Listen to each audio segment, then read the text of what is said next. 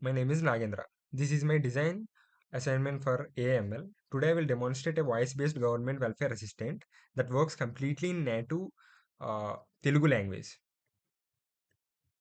And the problem statement the systems help users using only voice without typing or reading English. Let's take the key features of the project. First one, speech recognition. While it recognizes the speech, Telugu speech, and convert into text. Second important key feature is agent control.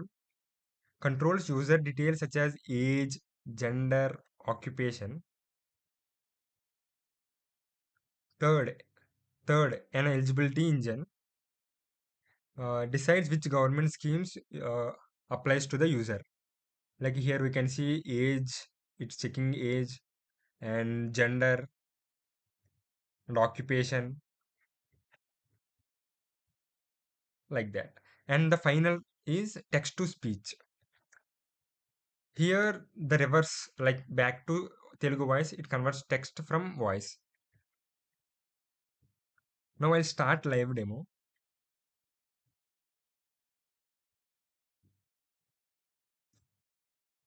నమస్కారం. ప్రభుత్వ సంక్షేమ పథకాల సహాయానికి స్వాగతం. మీ వయస్సు చెప్పండి. 50 ఏళ్ళు. మీరు పురుషుడా లేదా స్త్రీనా చెప్పండి. పురుషుడు. మీ వృత్తి చెప్పండి. కార్మికుడు. మీరు ఇచ్చిన వివరాలు ఇలా ఉన్నాయి. వయస్సు 50 సంవత్సరాలు. వృత్తి కార్మికుడు. మీకు మొత్తం 5 పథకాలు వర్తిస్తాయి. 1. వైఎస్ఆర్ బీమా. ప్రమాద బీమా రక్షణ. అవసరమైన పత్రాలు. ఆధార్. దరఖాస్తు విధానం. గ్రామ సచివాలయం. 2. నిరుద్యోగ భృతి. నిరుద్యోగ యువతకు నెలవారీ సహాయం. అవసరమైన పత్రాలు. విద్య ధృవీకరణ. దరఖాస్తు విధానం. గ్రామ సచివాలయం. 3. నైపుణ్య శిక్షణ పథకం. ఉచిత నైపుణ్య శిక్షణ.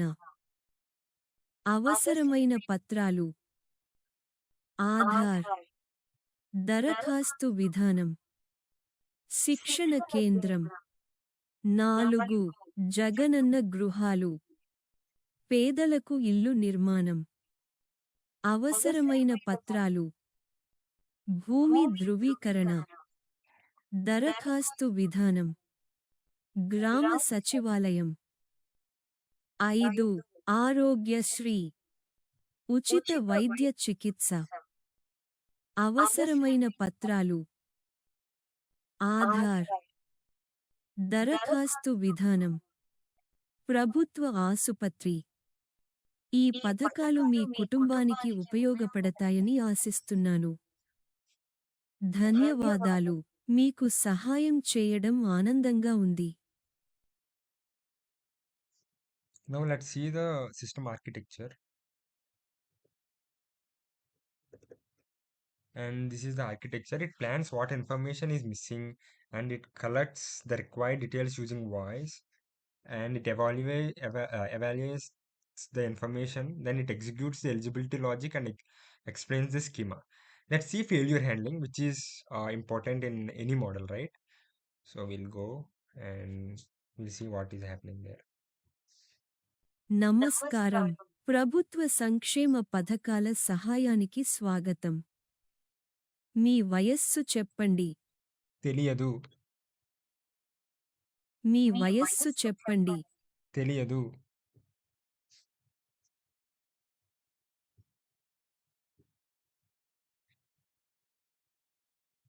దయచేసి మళ్ళీ చెప్పండి. మీ వయస్సు చెప్పండి. 30 ఏళ్ళు. మీరు పురుషుడా లేదా స్త్రీనా చెప్పండి. పురుషుడు. మీ వృత్తి చెప్పండి. కార్మికుడు. మీరు ఇచ్చిన వివరాలు ఇలా ఉన్నాయి. వయస్సు 30 సంవత్సరాలు. వృత్తి కార్మికుడు.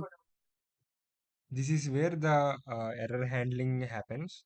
If the user spoken incorrectly, then it will says దయచేసి మళ్ళీ చెప్పండి.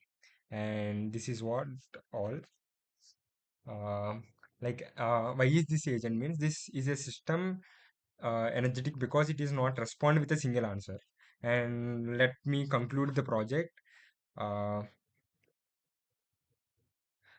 this project demonstrates a voice-first agent AI system designed for real-world government service assistance.